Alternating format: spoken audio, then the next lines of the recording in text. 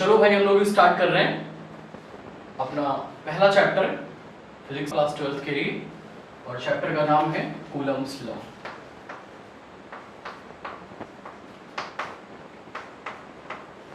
Coulomb's law start करते हैं। Coulomb's law बाद में पढ़ेंगे। पहले हम लोग इलेक्ट्रोस्टैटिक्स क्या है और चार्ज का कॉन्सेप्ट कैसे हमारे सामने आया, राइट, पहले इन सब चीजों को जानते हैं। तो सबसे पहली हेडिंग है आप सबकी, हेडिंग लिख लो इलेक्ट्रोस्टैटिक्स। आपकी फर्स्ट हेडिंग है इलेक्ट्रोस्टैटिक्स, राइट।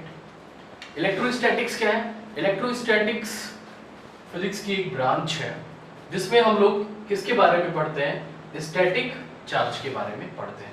एक बात ध्यान रखना, आज ही मैं बता दे रहा हूँ और बार बार बताने की कोशिश करूंगा, बार बार बताऊंगा आपको और याद दिलाने की कोशिश करूंगा कि जब भी मैं इलेक्ट्रो कहूंगा, जब भी मैं इलेक्ट्रो वर्ड कहूंगा, तो आपको समझना है कि मैं चार्ज की बात कर रहा हूं, राइट। हिंदी में कह दे, हिंदी में इसका नाम है स्थिर वैद्युतिकी। क्या नाम है? हिंदी में इसको कहते हैं स्थिर वैद्युतिकी, स्थिर वैद्युतिकी। तो जब भी मैं इलेक्ट्रो वर्ड जब भी बोलूंगा इलेक्ट्रो वर्ड, तो इलेक्ट्रो वर्ड का मतलब क्या होगा? वैद्युत। क्या होगा? इलेक्ट्रो वर्ड का मतलब क्या होगा? वैद्युत। इलेक्ट्रो का मतलब इलेक्ट्रॉन नहीं समझना है आपको, इलेक्ट्रॉन का सेंस नहीं यहाँ होना चाहिए आपके अंदर। क्या सेंस होना चाहिए? वैद्युत का समझो सेंस होना चाहिए कि मैं वैद्युत की बात कर रहा हूं, राइट। और वैद्युत यानी कि चार्ज। समझ में आ रही बात? जब भी इलेक्ट्रो वर्ड मैं बोलूंगा या वैद्युत शब्द में जब भी बोलूंगा, तो इसका मतलब क्या होगा? किसकी बात हो रही है? चार्ज की बात हो रही है। इसकी चार्ज की बात हो रही है। जब भी, एक बार फिर से बोल रहा हूं, मैं रिवाइज कर रहा हूं, जब मैं कहूंगा इलेक्ट्रो, आप समझो मैं किसके बारे में बात कर रहा हूं? चार्ज की बात कर रहा हूं, वहां चार्ज की बात हो रही है। जब भी कहूं वैद्युत, इसकी बात हो रही है? चार्ज की बात हो रही है, राइट। तो इलेक्ट्रोस्टैटिक्स, इलेक्ट्रो का मतलब क्या हो गया? चार्ज। स्टैटिक्स का मतलब क्या हो गया? Charge at rest. स्टैटिक्स का मतलब स्टैटिक चार्ज, रुका हुआ चार्ज, स्थिर आवेश, एक ऐसा आवेश जो क्या हो? स्थिर हो। स्थिर वैद्युतिकी, स्थिर मतलब रुका हुआ, which is at state, static mode में जो है।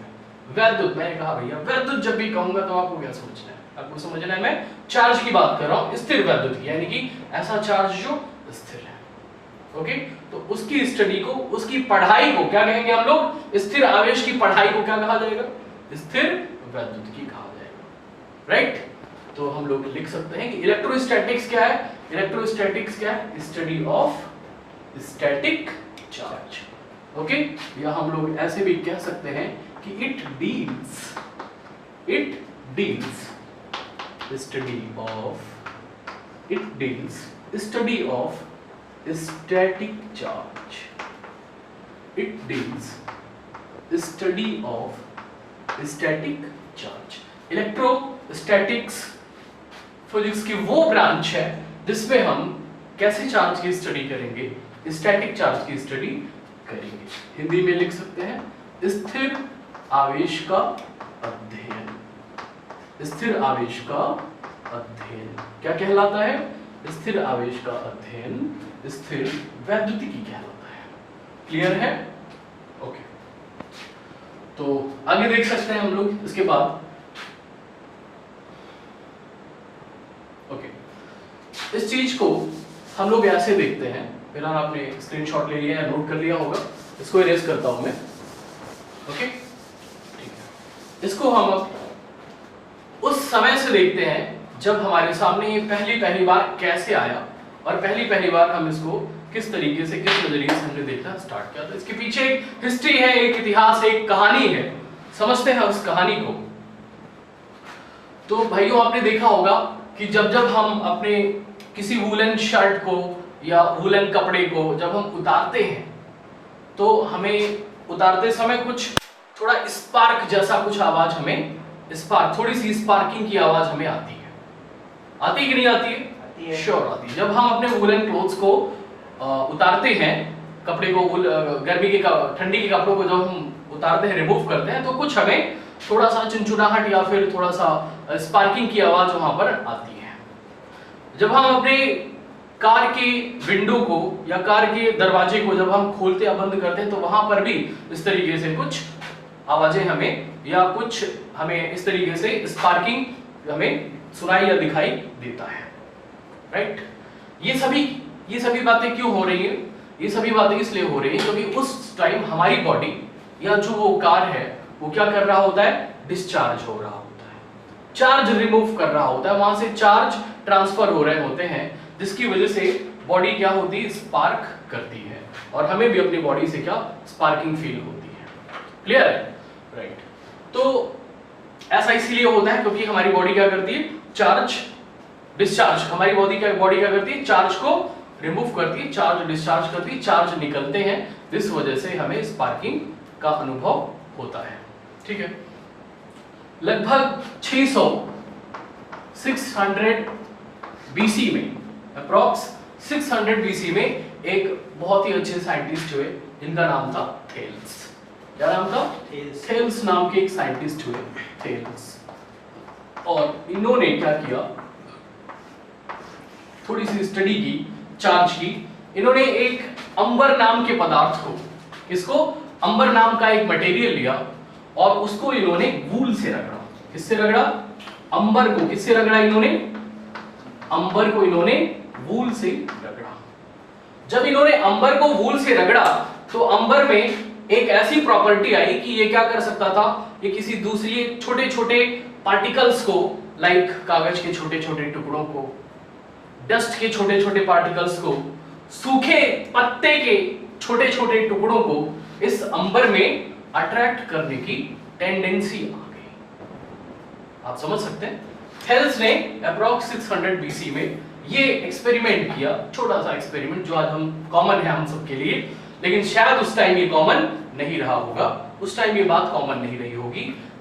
थेल्स ने देखा कि अंबर को ऊन से रगड़ने से, अंबर को ऊन से रगड़ करके, वूल से रगड़ करके जब इन्होंने उसको कागज के छोटे छोटे टुकड़ों, सूखे पत्ते के छोटे छोटे टुकड़ों या फिर डस्ट के छोटे पार्टिकल्स की तरफ ले जाया गया, तो क्या हुआ कि डस्ट के पार्टिकल्स, सूखे पत्ते के छोटे छोटे पार्टिकल्स या फिर कागज के छोटे छोटे टुकड़े क्या हो रहे थे? अंबर की तरफ अट्रैक्ट हो रहे थे। सेम इसी तरह से इसके बाद और भी एक्सपेरिमेंट्स हुए और भी चीजों को इस तरीके से रगड़ करके, फ्रिक्शन करके दूसरे छोटे छोटे पार्टिकल्स के पास ले जाकर के देखा गया, तो उनमें भी ये टेंडेंसी उत्पन्न हो गई, ये टेंडेंसी उनमें भी आ गई, ये प्रवृत्ति उन पदार्थों में भी हुई। जैसे ग्लास को, ग्लास का मतलब हो गया कांच, कांच को किससे रगड़ा गया? कांच को रेशम से रगड़ा गया। किससे? रेशम से रगड़ा गया, राइट। कांच को रेशम से रगड़ा गया। एबोनाइट, कांच मतलब कांच की छड़, कांच की छड़ को किससे रगड़ा गया? रेशम से रगड़ा गया। एबोनाइट, एबोनाइट एक मटेरियल जिसकी छड़ को, एबोनाइट की मटेरियल, एबोनाइट की छड़ को फर से रगड़ा गया। किससे? फर से रगड़ा गया। कॉम्ब यानी कि कंघी को, जो हम लोग घर में आजकल इस्तेमाल करते हैं, उसको अपने बालों से हमने क्या किया? रगड़ा, बालों पर इस तरीके से मोशन कराया, और मोशन करा करके जब इन सारी ऑब्जेक्ट्स को हम, जब डस्ट के पार्टिकल्स, कागज के छोटे पार्टिकल्स, सूखे पत्ते के पार्टिकल्स की पास ले जाते हैं, तो ये सभी उनको क्या करते हैं? अट्रैक्ट करते हैं। ये सभी क्या करते हैं? उन छोटे छोटे पार्टिकल्स को अपनी तरफ अट्रैक्ट करने की इनमें टेंडेंसी क्रिएट हो जा रही है, टेंडेंसी आ जा रही है। ऐसा क्यों हो रहा है, इस पर अध्ययन किया गया तो पता चला कि इन सभी वस्तुओं में एक ऐसी प्रॉपर्टी उत्पन्न हो रही है जिसकी वजह से ये क्या कर रहे हैं? उन सभी पार्टिकल्स को अट्रैक्ट कर रहे हैं अपनी तरफ, राइट। ओके, तो ये था थेल्स का, और थेल्स का एक्सपेरिमेंट था, जिन्होंने क्या किया? चार्ज के लिए इस तरीके से एक्सपेरिमेंट किया। तो इसमें हमें पता क्या चला? इसमें हमें ये पता चल रहा है कि वो सारी बॉडी कौन कौन सी? अंबर, ग्लास की रॉड, एबोनाइट की रॉड, ओके, और कॉम्ब, ये सभी में एक प्रॉपर्टी है जिसकी वजह से ये क्या कर रही है? दूसरे पार्टिकल्स को क्या कर रही है? अपनी तरफ अट्रैक्ट कर रही है। उसी प्रॉपर्टी को क्या नाम दिया गया? चार्ज नाम दिया गया। क्या नाम दिया गया? चार्ज नाम दिया गया है, राइट। उसी प्रॉपर्टी को क्या कहते हैं? चार्ज कहते हैं। फिलहाल इसके बारे में और भी जानेंगे। तो हम लोग देखना चाहेंगे कि इसके अंदर कौन सी प्रॉपर्टी हुई, ये क्या हो गया जिसकी वजह से ये दूसरे पार्टिकल को अट्रैक्ट कर रहा है। कहा गया कि ये सभी क्या हो गए हैं? ये सभी इलेक्ट्रीफाइड हो गए हैं। क्या हो गए हैं? इलेक्ट्रीफाइड हो गए हैं। और इलेक्ट्रीफाइड हो जाने के कारण ये सभी क्या कर रहे हैं? डस्ट के पार्टिकल, लिप्स के पार्टिकल और लिप्स के छोटे छोटे पाइसेस को या फिर कागज के छोटे छोटे टुकड़ों को अपनी तरफ अट्रैक्ट कर रहे हैं। क्या हो गए? ये सभी इलेक्ट्रीफाइड हो गए हैं। और इलेक्ट्रीफाइड हो गए यानी कि इनके अंदर इलेक्ट्रिसिटी प्रोड्यूस हो गई है। इनके अंदर जो इलेक्ट्रिसिटी प्रोड्यूस हुई उसका नाम क्या पड़ा? उसको नाम दिया गया फ्रिक्शनल इलेक्ट्रिसिटी। क्या नाम दिया गया उसको? फ्रिक्शनल इलेक्ट्रिसिटी कहा गया। क्लियर है? Frictional electricity. ओके, हम ऐसे कह सकते हैं हिंदी में कि जब इन सब पदार्थों की क्षणों को इनके सामने जिन जिन बातों का मैंने नाम लिया उनसे रगड़कर सूखे पत्तों के पास या कागज के छोटे टुकड़ों के पास ले जाया गया, तो उनको आकर्षित कर रहे हैं ये सभी, उन छोटे छोटे पदार्थों को ये सभी आकर्षित कर रहे हैं। इसका मतलब कि ये सभी क्या हो गए हैं? ये सभी इलेक्ट्रीफाइड हो गए हैं। हिंदी में कहें तो ये सभी क्या हो गए हैं? वैद्युतमय हो गए हैं। क्या हो गए हैं? ये सभी वैद्युतमय हो गए हैं, इलेक्ट्रीफाइड हो गए हैं। बात समझ में आ रही? और इलेक्ट्रीफाइड हो गए हैं तो इनके अंदर जो इलेक्ट्रिसिटी डेवलप हो रही है, इनके अंदर जो इलेक्ट्रिसिटी डेवलप हो रही, उस इलेक्ट्रिसिटी को क्या नाम दिया गया? Frictional electricity. क्या नाम दिया गया? उस इलेक्ट्रिसिटी को फ्रिक्शनल इलेक्ट्रिसिटी नाम दिया गया। अब बताओ फ्रिक्शनल इलेक्ट्रिसिटी की डेफिनेशन आप क्या लिखेंगे? तो फ्रिक्शनल इलेक्ट्रिसिटी वो इलेक्ट्रिसिटी है जो कैसे डेवलप हुई है? दो ऑब्जेक्ट्स को आपस में रब करने से, दो ऑब्जेक्ट्स को आपस में रब करने से जो प्रॉपर्टी इनके अंदर पैदा हुई है उसे क्या कह रहे हैं हम लोग? फ्रिक्शनल इलेक्ट्रिसिटी कह रहे हैं। बात समझ में आई? या फ्रिक्शनल इलेक्ट्रिसिटी कह रहे हैं। इसको हिंदी में क्या कहेंगे? घर्षण आवेश। कौन सा आवेश? जो आवेश पैदा हो रहा है उसे क्या कहेंगे? घर्षण आवेश कहेंगे, राइट। जो वस्तु में आवेश पैदा हो उसे क्या कहा जाएगा? घर्षण आवेश कहा जाएगा। चार्ज को क्या कहा जाएगा? फ्रिक्शनल चार्ज कहा जाएगा। शायद आप लोग समझ रहे होंगे बात को। और चूंकि ये जो चार्ज है, ये जो चार्ज है, जैसे हम कह दें कि ये है आपका ग्लास का रॉड और इसको किससे रगड़ा गया? इसको सिल्क से रगड़ा गया। इसको सिल्क से रगड़ा गया, सिल्क के साथ इसको रगड़ा गया है, तो इस पर कुछ चार्ज आया और इस पर भी कुछ चार्ज आ रहा है। ये जो चार्ज है, ये चार्ज इस ग्लास की रॉड में ही एक जगह से दूसरी जगह पर आ जा नहीं सकते हैं। ये जो चार्ज इसके अंदर पैदा हुआ, किस वजह से पैदा हुआ? फ्रिक्शन करने की वजह से पैदा हुआ, घर्षण करने की वजह से पैदा हुआ।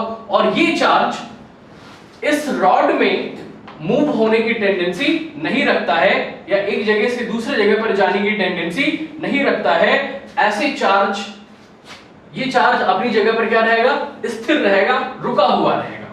इसलिए इस चार्ज को क्या कहते हैं? Static charge.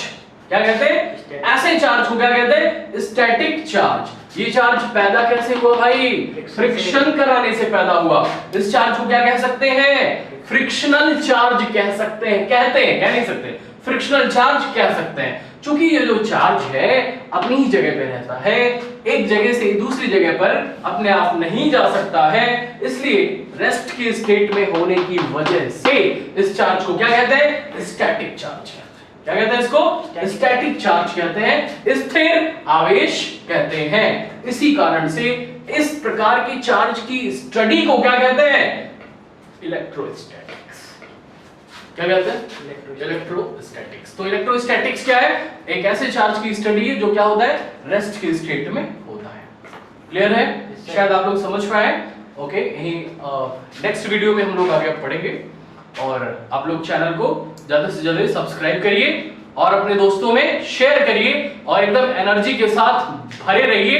अगला जो वीडियो होगा वो और भी एनर्जेटिक और भी आपके लिए ज्यादा जानकारी देने वाला होगा। अच्छी अच्छी चीजें हम लोग सीखेंगे आने वाली वीडियोस में। और मेरा मोटो है कि आप सभी आने वाले समय में जो भी एग्जाम के लिए तैयारी कर रहे हैं उस एग्जाम के लेवल तक जाकर के हम आपको अच्छी से अच्छी फिजिक्स, केमिस्ट्री और मैथ अपने चैनल के माध्यम से प्रोवाइड रेगुलर कराते रहे। राइट? Okay, thank you.